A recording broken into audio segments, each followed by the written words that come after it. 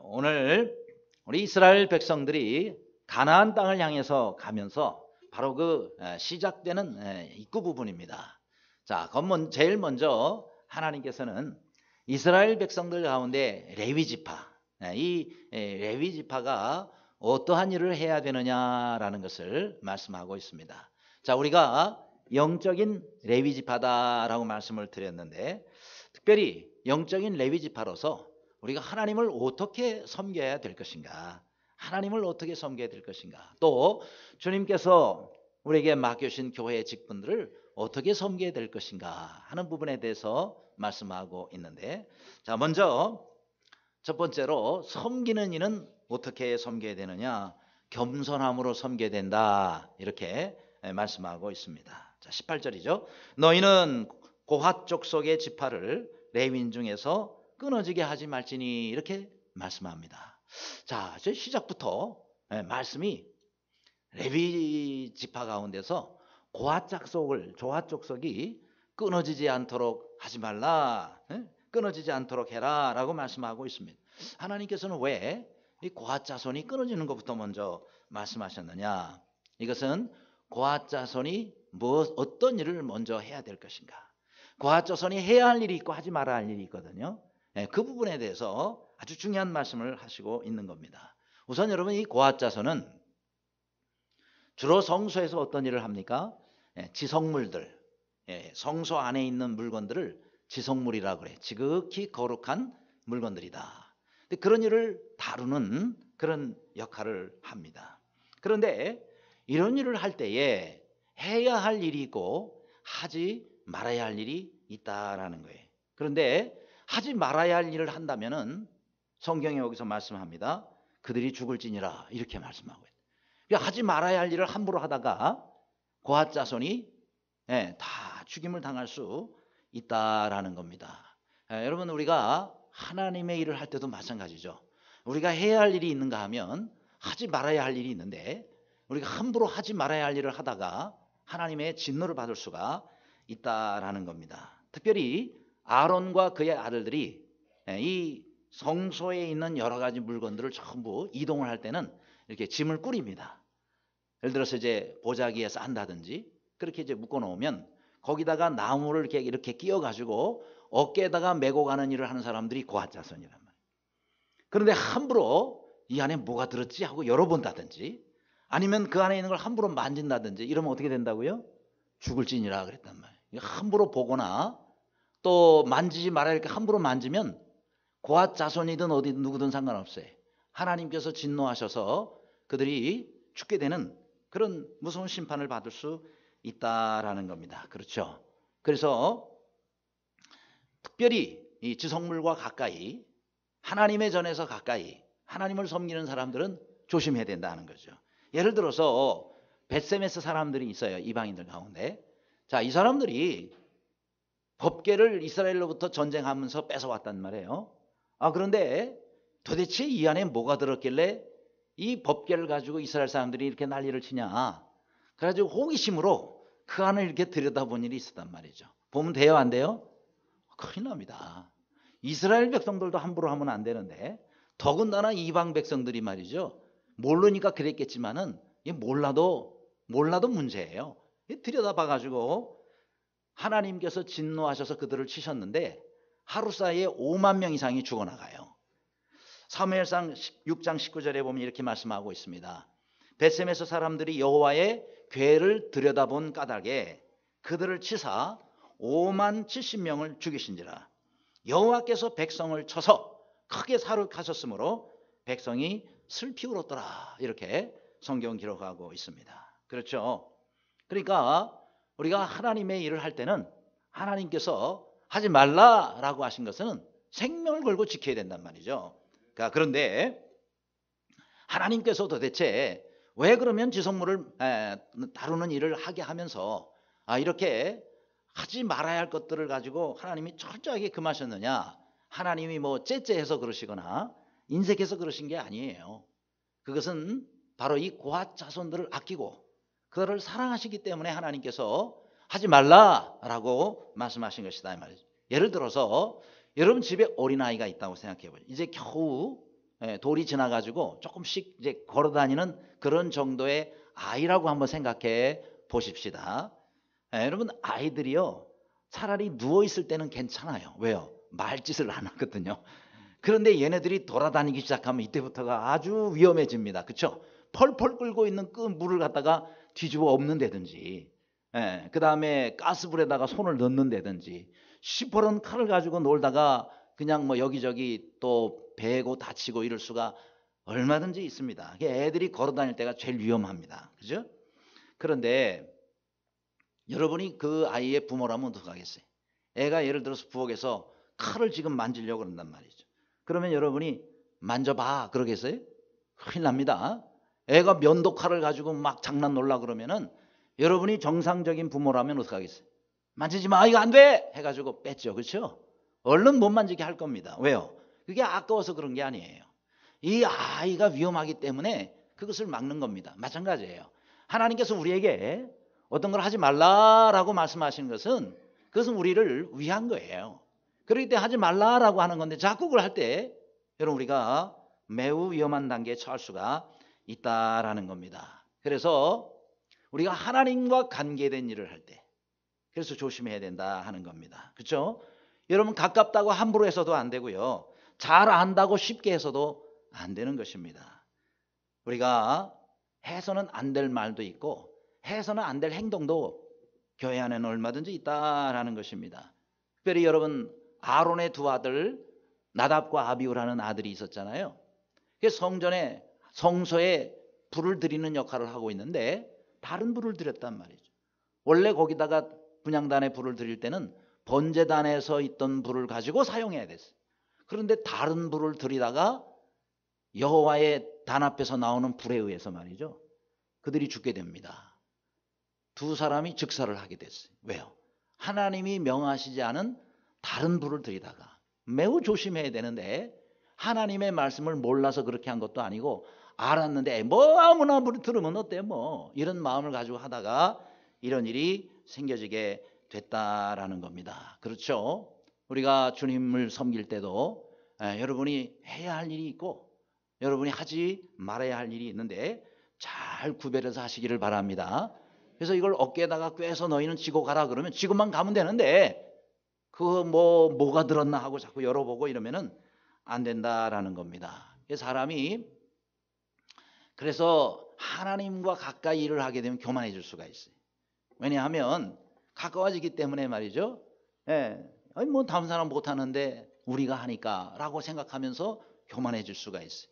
고핫 자손이나 레위 자손들도 다른 백성들이 성소에 가까이 못 오잖아요. 우리만 가까이 와서 한다 이래 되니까 교만해질 수가 있다라는 겁니다. 사실 그런 역할도 다 하나님께서 허락하신 건데 그것 자칫 잘못하면 교만으로 연결되면 그것 때문에 하나님 앞에 심판을 받을 수 있다라는 거예요. 사울왕이 그랬잖아요. 왕이면 답니까? 아니잖아요. 하나님께서 왕이 해야 할 일이 있고 또 왕이 하지 못하도록 금하신 일도 있는 겁니다. 근데 왕이 되고 나니까 사울왕이 말이죠. 교만해졌어요. 왕이 되기 전에는 사울왕도 성경을 읽어보니까 참 겸손한 사람이었어요. 괜찮은 사람이었어요. 근데 왕이 되고 나니까 교만해져 가지고 하나님이 세웠는데 하나님 말씀을 안 들어요. 그래서 블레셋과 전쟁하러 나갈 때에 사무엘이 좀 늦게 오니까 기다리지 못하고 제사를 자기가 먼저 지내버려요. 다 가져와! 그러면서 제사 지내버려요. 하나님이 진노하십니다. 그래서 사울왕이 하나님 앞에 버림받게 된 거예요. 우시아 왕도요. 참 정치를 잘했어요. 군사력도 아주 좋아졌어요. 나라가 강성해지니까 우시아 왕이 교만해졌다 그랬어요. 그래서 어떻게 했어요? 분향단에 제사장만 들어가서 분향을 하게 돼 있잖아요. 거기 들어가 가지고 내가 들어가서 누가 뭐라 그래? 그래서 수십 명의 제사장이 와가지고 안 됩니다 왕이시오. 내가 하는데 누가 뭐라 그래? 그래서 그 자리에서 문둥병이 들어버렸어. 나중에 죽어서 열조의 무덤에도 묻히지 못하는 그와 같은 왕이 되고 말았습니다. 그러니까 여러분 교회에서는 우리가 하나님의 관계된 일을 하기 때문에 우리가 세상 일도 참 조심해야 되지만 특별히 하나님과 관계된 일을 하는 직분자들은 더욱더 조심해야 된다 하는 거예요. 우리가 하나님 앞에 쓰임받고 여기까지 온 거 하나님의 은혜로 된 줄로 믿으시기 바랍니다. 그래서 고린도전서 15장에도 나의 나 된 것은 하나님의 은혜로 말미암아 된 것이니 그랬어요. 항상 우리가 이거 잊으면 안 됩니다. 따라 하실래요? 나의 나 된 것은 하나님의 은혜로 된 것이니라. 네, 늘 주님의 은혜에 감사하며 살 수 있기를 바랍니다. 우리나라 지금 동계올림픽 오늘이 폐막식이잖아요. 그동안에 우리가 또 2주 이상 이렇게 온 세계가 주목하는 일을 잘합니다. 우리나라 선수들 정말 잘 싸웠어요. 그런데 참 국가대표 선수라 그래서 교만하면 안 된단 말이죠. 내가 이 나라에서 이 종목에 나라를 대표하는 운동선수야. 거기까지는 그래도 괜찮은데 요게 조금 잘못하면 교만해진단 말이죠. 그렇죠?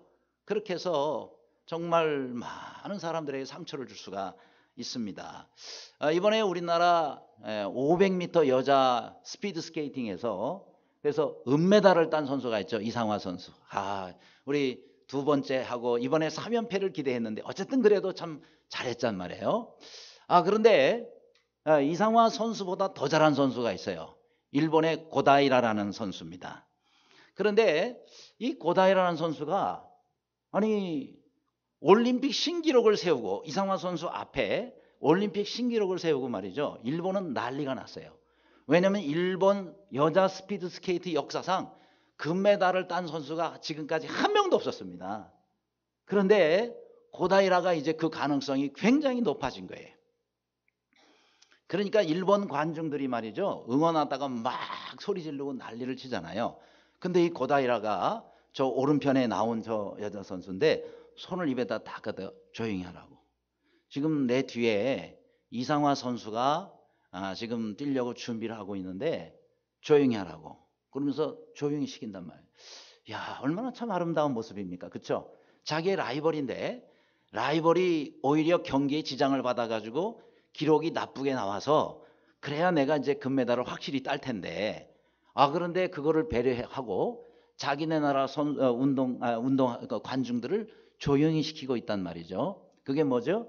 배려란 말이에요. 여러분 운동선수들은 뭐 일반 사람들도 마찬가지죠. 배려를 할 줄 알아야 된단 말이죠. 그렇죠? 얼마나 참 겸손한 모습입니까? 그러니까 여러분 우리가 운동이 됐든 뭐가 됐든 다른 사람을 배려하는 사람이 겸손한 사람이에요. 배려를 해야 되는 거예요. 뿐만 아니라 또 그것을 통해서 선의의 경쟁을 통해서 우리가 열심히 할 때는 하는 거지만은 또 다른 사람을 배려할 때에 그 인격이 되어 있는 거 아니겠습니까? 따라서 우리가 주님의 일을 할 때 주님께서 나를 여기까지 인도해 주신 걸로 알고 늘 감사할 뿐만 아니라 다른 사람을 배려하고 그렇죠? 주님 앞에 겸손하여 주님 앞에 쓰임 받는 모두가 되시기를 간절히 바랍니다. 두 번째로 또 우리가 하나님을 섬길 때 어떻게 해야 되겠느냐? 사용하는 이는 소중히 여김으로 하자 그랬습니다. 자, 24절부터 26절이 좀 말씀이 기네요. 그런데 이 부분을 좀 자세히 볼 필요가 있습니다. 여기에 게르손 종족의 할 일과 맬 것은 이러하니 그러면서 곧 그들이 성막의 휘장들과 회막과 덮개와 또 그 외 해달의 가죽 덮개와 회막 휘장문을 매며 뜰의 휘장과 성막과 제단 사방에 있는 뜰의 휘장문과 그 줄들과 그것에 사용하는 모든 기구를 매며 이 모든 것을 이렇게 맡아 처리할 것이라 이렇게 말씀했어요. 자, 여기서 게르손 자손이 해야 할 일, 그들이 맡은 일이 무엇인지를 소상히 말씀하고 있습니다. 근데 그게 뭐냐면 이 성막의 휘장, 그 다음에 덮개, 또 문들, 또 거기에 줄들, 사용하는 모든 기구들, 이런 것들을 맡아서 처리를 하라 그랬단 말이죠. 그러니까 하나님께서 명하신 것인데 이 휘장부터 정말 작은 줄 하나에 이르기까지 하나님께서 게르손 자손이 잘 이것들을 관리하고 챙겨라 라고 말씀해 주신 것입니다. 여러분 여기서 줄 같은 거는요 정말 아무데나 가서 구할 수가 있는 거예요. 그야말로 참 흔하디 흔한 겁니다. 그런데 하나님께서는 이런 줄 하나에 이르기까지 전부 이 게르손 자손이 꼼꼼하게 철저하게 챙기라고 하나님 말씀해 주셨다라는. 왜 우리 하나님께서는 이렇게 성막에 아주 작은 거 하나에 이르기까지 구체적으로 지시하며 이것을 챙기라고 말씀해 주셨느냐 하는 거예요. 그것은 이 하나하나가 전부 다 큰 거든 작은 거든 상관없이 성물이기 때문에 그렇다 이 말이에요. 성물. 이건 뭐예요? 예, 하나님께서 하나님의 영광을 위해 사용하시는 물건들이다 이 말이에요. 거룩한 물건들이다라는 것입니다. 그렇죠? 이것이 비싸든 비싸지 않든 간에 하나님을 위해서 구별해서 사용하라는 거라면 전부 다 뭐예요? 성물이 되는 겁니다. 그러니까 교회 시설들도 여러분 마찬가지. 교회 물건들도 마찬가지예요. 여러분 세상에 나가면 지금 교회에서 사용하고 있는 물건들보다 훨씬 더 비싸고 좋은 게 많습니다. 교회에서 사용하고 있는 또 여러 가지 시설들 그거보다 훨씬 더 좋은 비싼 것들이 많아요. 그런데 여러분 교회에서 사용하고 있는 물건들이 좀 그렇게 아주 고급스럽고 또 비싸지 않고 어떻게 보면 흔한 거라 할지라도 이것이 하나님을 위해서 사용하는 물건으로 구별됐다면 여러분 그건 성물이에요. 그건 여러분이 정말 조심히 다뤄야 되고 또 아껴야 되고 소중히 다뤄야 하는 것입니다. 그렇죠? 재정도 마찬가지고요. 또 물건들도 마찬가지예요. 자, 여러분 본당에 있는 여러 가지 물건들이 많이 있어요. 여러분 안고 있는 의자도 마찬가지. 그죠? 이 의자가 더 비싸고 좋은 의자 세상 나가면 많습니다. 그런데 여러분 앉아있는 의자는 성물이에요. 이것이 예배드릴 때 사용하는 물건인 이상 여러분 이 안에 있는 모든 것들은 다 하나님께서 구별하신 성물들이에요. 그러니까 여러분이 의자를 함부로 다루시면 안 돼요. 그래서 여러분이 앉아있다가 여러분 손잡이 부분에 보면은 이게 벗길 수 있는 부분이 있어요. 그거 좀 제발 벗기지 마세요. 제가 기도하면서 왔다 갔다 하다 보면은 이게 다 벗겨져 있는 게 있어요. 근데 어떤 분은 이게 취미신가 봐. 이거 뜯는 게 취미인가 봐. 그거 내가 꼭 어느 자리라고는 얘기를 안 할게요. 어느 자리라고 얘기를 안 하지만 꼭 그 근처는 다 뜯겨져 있어요. 왜 뜯겨져 있는가? 그 근처에 앉아있는 사람이 항상 이게 예배 드릴 때 말씀의 은혜가 안 되면은 졸려서 그런지 참 뜯는가 봐요. 여러분 뜯는 건 쉬워도요. 그거 씌우는 게 얼마나 힘든 줄 아세요? 그렇죠? 그거 다시 씌우려고 그러면요. 그거 똑같은 거 가서 사와야 되고 그 다음에 이거를 제가 그걸 하는 걸 봤어요. 저 2층에도 하는 걸 보니까 그거 아무나 못해요. 저는 정말 죽었다 깨어나도 못하는 일이에요. 근데 그걸 데려가지고 그걸 늘려서 착 붙이고 착 이게 보통 힘든 게 아니에요. 그러니까 하나 뜯는 거는 쉽게 뜯지만은 그거 그렇게 다시 만들어 놓으려면 원래 만들려면 얼마나 수고해야 되는지 몰라요. 그러면 뭐예요? 한 사람이 많은 수고를 해야 되죠. 돈 또 헌금이 또 들어가야 되죠. 또 시간 또 들어가야 되죠. 그래서 그게 취미가 있더라도 그 안 좋은 취미입니다. 끊어버리시기를 바랍니다. 아끼란 말이에요. 또 이 본당에 있는 것만 소중한 거 아니죠? 아이들 교육관, 자람터실, 예담처실, 또 예스 중고등부실, 청년들 모이는 방, 거기 있는 물건 하나하나가 다 소중한 거예요. 그렇죠? 많이 있으니까 하나 아니에요. 이게 하나님께서 구별한, 하나님은 줄 하나라도 그거 소중히 다루라 그랬단 말이에요. 교회에서 있는 거 종이 한 장, 볼펜 한 자루도 여러분 소중히 다루셔야 돼요.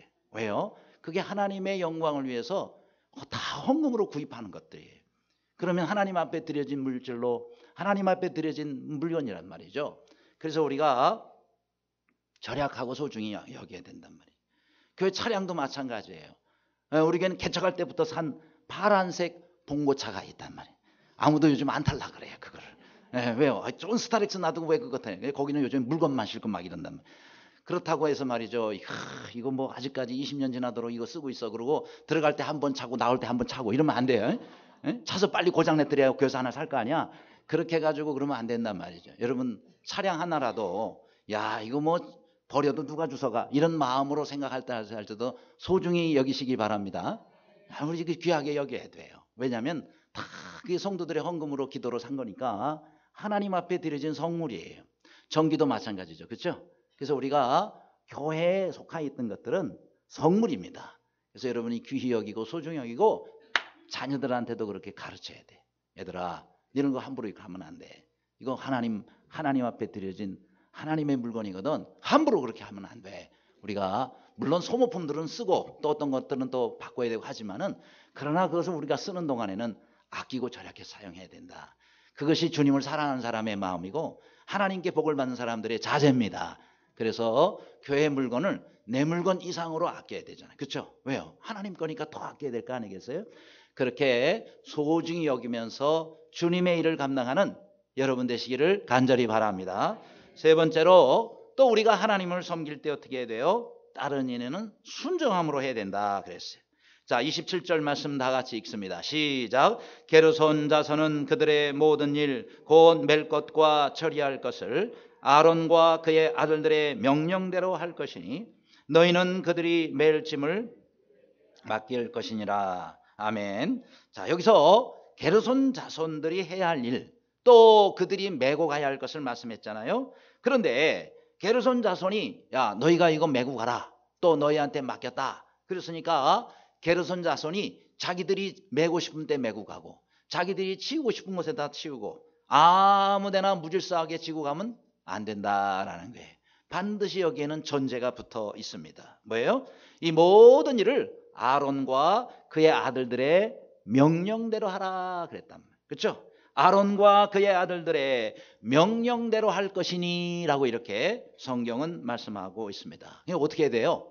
자기들 마음대로 해서는 안 된다는 거죠. 그렇죠? 맡겨주셨지만 아론과 그의 아들들의 명령대로, 뭐예요? 제사장들의 명령대로 너희가 이것을 해야 한다라는, 뭐예요? 시키는 대로. 그렇죠?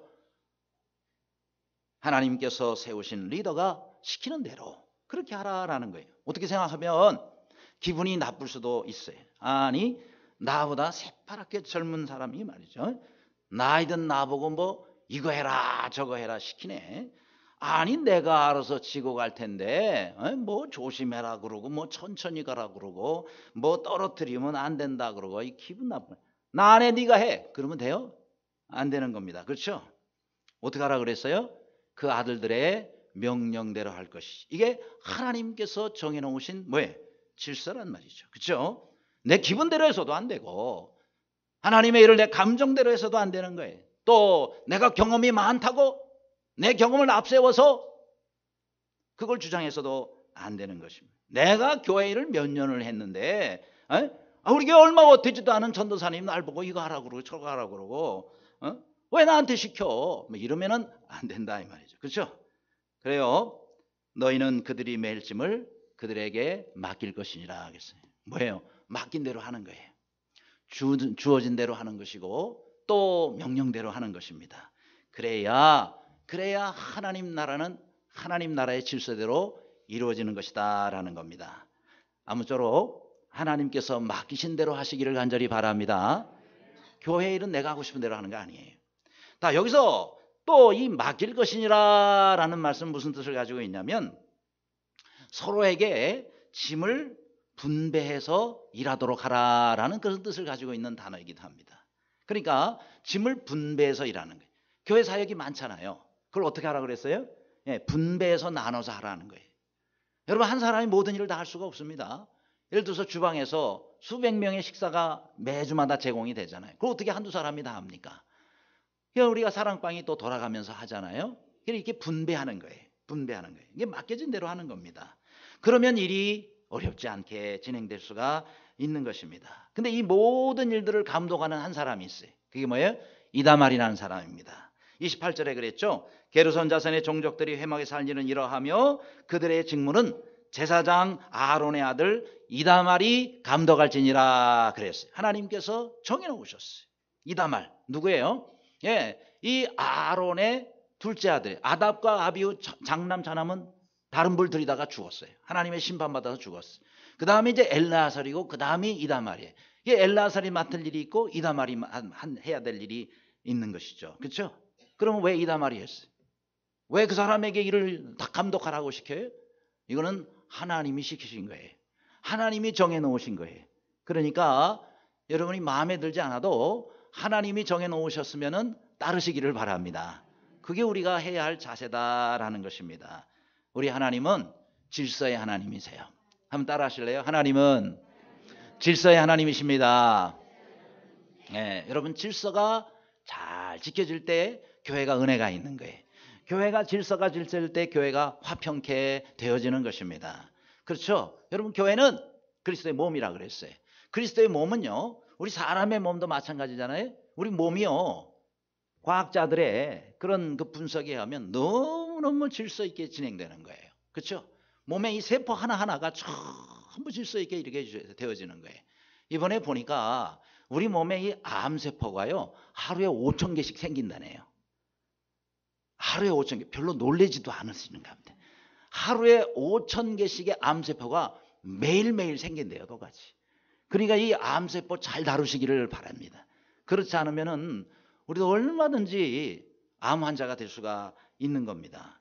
근데 이 암세포가요. 원래는 정상세포예요. 정상세포. 근데 이게 질서를 안 지키는 세포예요. 안 지키는 암세포가. 그러면서 이게 번식을 하는데요. 우리 몸의 세포들은 이게 전부 질서를 따라 번식해가지고 우리 몸 전체 세포 수가 변화가 없대는. 똑같이 유지되면서 번식이 일어나는 거거든요. 근데 이 암세포는 그거와 상관없어요.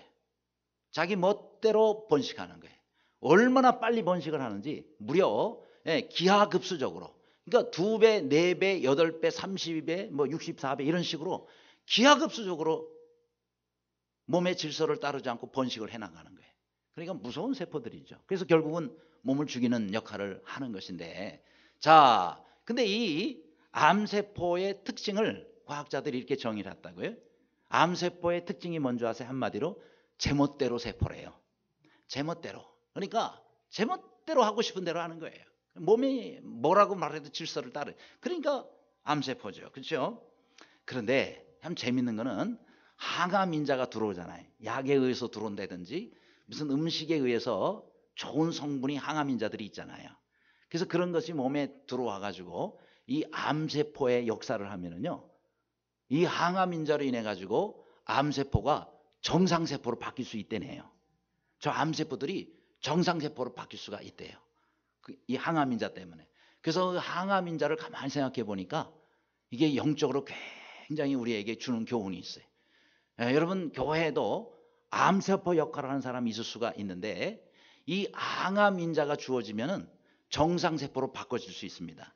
그런데 이 항암 인자가 뭐냐? 회개라는 겁니다. 그러니까 회개의 과정을 거치면요. 암세포 역할을 하는 사람도 정상세포로 바뀌어질 수가 있는 거예요. 그러니까 암세포로 자꾸 그렇게 역사하려고 사단이 역사를 하면 뭘 하면 된다고요? 회개하면 되는 거예요. 하나님께서 우리에게 깨닫게 하실 때, 우리에게 말씀을 주실 때 아멘을 하고 그리고 주님 앞에 회개하시기를 바랍니다. 회개하면 암세포가 정상세포로 바뀌어지는 역사가 일어나요. 우리가 하나님 앞에 정말 주님의 몸된 교회에 소속이 돼서 하나님께서 은혜 주시고 하나님께서 축복하시는 그런 정상세포가 돼야지 하나님의 교회에서 암세포 역할을 하면 되겠습니까? 그러니까 질서에 하나님께서 우리에게 은혜를 주실 때 우리가 그 질서를 잘 따르고 순종해서 주님의 몸된 교회를 더욱 건강하게 만드는 여러분 모두가 되시기를 간절히 바랍니다. 끝으로 우리가 하나님을 섬길 때 어떻게 해야 되겠는가? 봉사하는 이는 준비됨으로 해야 된다 그랬어요. 30절에 30세부터 50세까지 회막에서 복무하고 봉사할 자를 계수하라 라고 이렇게 말씀하고 있습니다. 자, 이 말씀은 레위 지파 중에서 무라리 족속에게 주신 말씀이에요. 근데 이 무라리 족속만이 아니죠. 여기 보니까 고핫 자손, 게르손 자손 다 마찬가지인데 전부 몇 세부터요? 30세부터 계수하라 그랬어요. 자, 일반 사람들은 20살부터 계수하라고 그러잖아요. 싸움에 나갈 자를 찾는단 말이죠. 근데 이 레위 지파의 자손들은 30세부터 계수하라 그랬어요. 왜 30세부터라 그랬죠? 준비해야 되기 때문에. 그렇죠? 전쟁에 나가서 싸울 때는요. 내 60만 준비되면 되는 거예요. 그럼 20살 이상이면 다 돼요.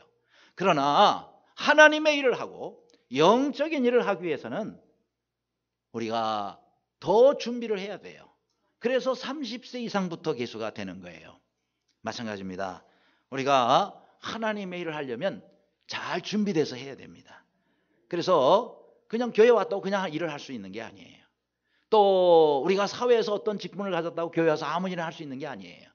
교회는 교회로서 여러분이 준비해야 될 여러 가지 준비의 과정이 필요합니다. 하나님 말씀으로도 준비해야 되고 또 영적으로도 준비해야 되고 그렇죠? 또 여러 가지 사역에 있어서 기간이 지나야 되고 또 훈련이 되어져야 되고 이런 준비가 돼야 된다라는 겁니다. 여러분 세상 일도 그렇잖아요. 세상 일 요즘에 준비 안 된 사람 어디 있습니까? 그렇잖아요. 우리가 학교를 갈 때도 마찬가지입니다. 학교를 가도 대학에 들어간다. 고등학교 과정인과 적어도 검정고시라도 거쳐서 그 사람이 대학에 와서 공부할 자세가 준비가 되어 있느냐. 그렇죠? 이런 거 다 테스트 해가지고 그렇게 해서 그 학교의 학생으로 받아들이는 겁니다. 아까 우리 일부 때는 군대 간 형제가 6주간의 훈련을 마치고 그리고는 잠시 이제 외박을 나와가지고 그리고 다시 이제 자대로 들어간다고 인사하러 왔더라고요. 잘 누군지 모르세요? 김민우 형제라고. 그런데 군인 아저씨처럼 갈 때 하고요 6주 후에 완전히 달라졌어요. 예? 예. 제 앞에 기도받는데도 탁 차려졌어요. 예. 전에는 목사님 이랬는데 이렇게 하고 걸어가는 것도 말이죠. 얼마나 착착착. 야, 저는 그래서 교회니까 괜찮다. 괜찮습니다, 목사님. 이러고. 군기가요 팍 들었어요. 그래가지고 그냥 뭐 말하는 것도 그렇고 그랬거든요. 전에는 그래, 이제는 그랬습니다. 다 까로 다 그죠? 그랬습니까? 그랬다. 그래가지고 그래서 군인들은 벌써 걸어가는 게 옛날에는 한 입수보행 주머니에다 손 넣고 목사님하고 이제 주머니에 손 넣고 이러고 다니는데 군인들은 장갑 껴도 절대 주머니에 손 넣으면 안 되잖아요. 걸어다니는 아무리 추워도 탁 내놓고 아주 이렇게 절도 있게 걸어다니고 그렇게 하지 않습니까? 그게 뭐예요? 군인으로서 적과 싸움을 이기려면은 이 모든 게 훈련이 돼야 되고 그 다음에 준비가 돼야 됩니다. 그렇죠? 그래요, 안 그래요? 그러니까 우리 자녀들이 군대 가면 참 마음이 이거 가서 고생하네 그런 마음이 들지만 한편으로는 또 그런 훈련이 필요한 겁니다. 그렇죠? 그런 훈련이 필요해요. 그래야 적과 싸워서 우리가 이길 수가 있는 겁니다. 직장도 그러잖아요. 아니 직장 괜히 월급 줘요? 그 직장에서 요구하고 필요한 그런 자격과 능력을 갖췄다라는 것을 확인해야 그 직장에 입사를 시키고 월급을 주는 거예요. 그러니까 요즘 직장 다니기 얼마나 어렵습니까? 취업준비생 70만 명 시대라. 바늘구멍에 취직문이란 말이에요. 공무원 되기엔 또 얼마나 어렵습니까? 어떤 방송에서 그래서 이걸 위해서 창사 특집으로 최종 면접이라는 프로그램을 만들었는데 어느 직장에 이제 면접하는 거를 촬영을 했더라고요. 세계 최초의 침구 살균 청소기 회사예요. 거기에 많은 사람들이 입사하려고 지원을 했는데 그거를 이제 공개 촬영을 했더라고요. 그래가지고 면접관 4명 앞에서 아무튼 여러 가지 이렇게 테스트 과정을 거쳐가지고 그렇게 해서 4명을 최종 면접을 하는 거예요. 그래서 그 한 사람 한 사람을 면접을 보는데 직장에서 좀 요즘에 저렇게 면접하는구나 저도 이렇게 또 볼 수 있는 기회가 됐어요. 근데 저기 지금 4명의 면접관 바로 그겁니다. 그리고 그 옆에 무슨 파란 통이 하나 있죠. 한 사람이 서 있고 그 통에 뭐가 들어있는지 몰라요. 그냥 들어가지고 아무거나 하나 거기 있는 거를 이렇게 뽑으라는 거예요. 뽑았더니 저 노란 운동복이 하나 나옵니다. 저게 무슨 운동복이냐면 이소룡이 운동복이에요. 이소룡 씨는 아세요? 이소룡 운동복이에요.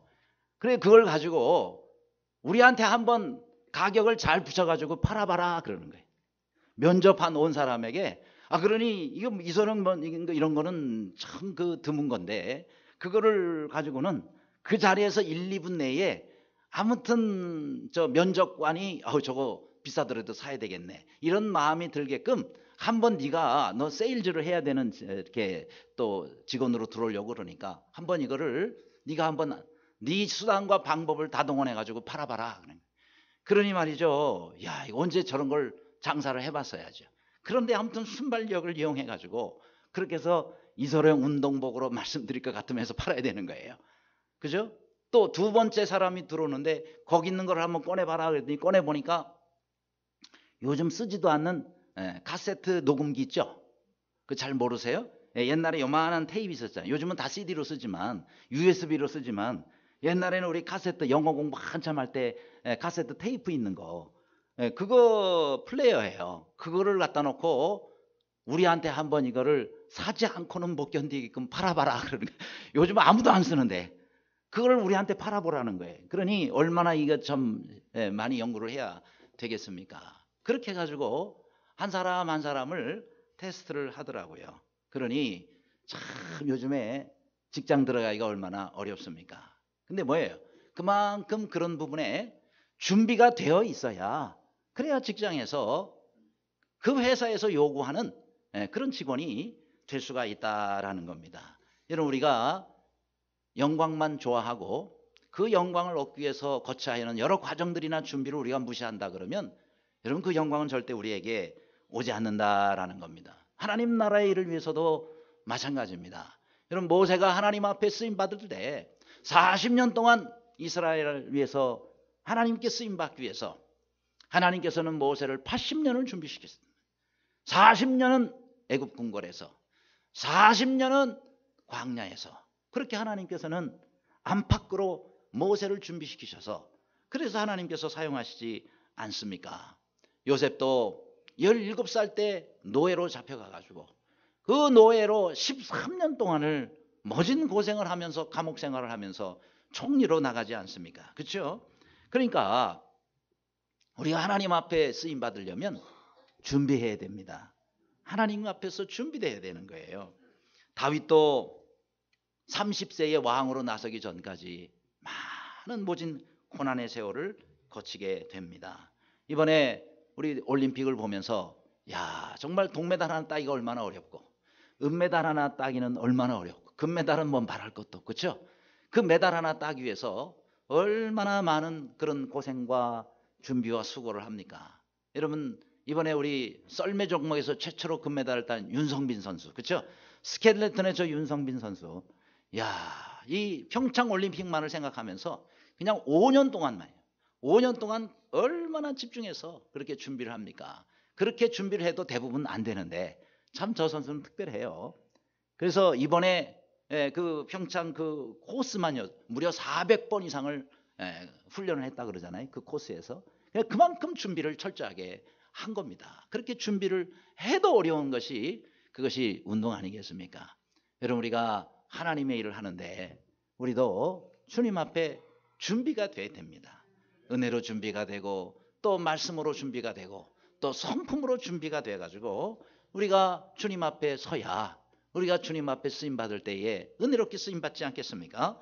마태복음 24장에도 이러므로 너희도 준비하고 있으라, 생각지 않은 때에 인자가 오리라 라고 말씀했어요. 우리 주님께서 이 땅에 재림하실 때 우리에게 뭐라고 말씀하세요? 너희도 준비하고 있으라 그랬어요. 우리는 주님의 재림을 또 준비해야 됩니다. 아무쪼록 오늘 오실지 내일 오실지 언제 오실지 우리는 몰라요. 중요한 것은 우리가 준비하며 있어야 된다는 거예요. 언제 오시더라도 주님 앞에 부끄러운 만남이 되지 않도록 하기 위해서 늘 주님 앞에 깨어서 항상 주님 만날 준비를 하고, 그리고 이 땅 가운데서 믿음으로 승리하며 사는 모두가 되시기를 간절히 바랍니다. 기도하겠습니다.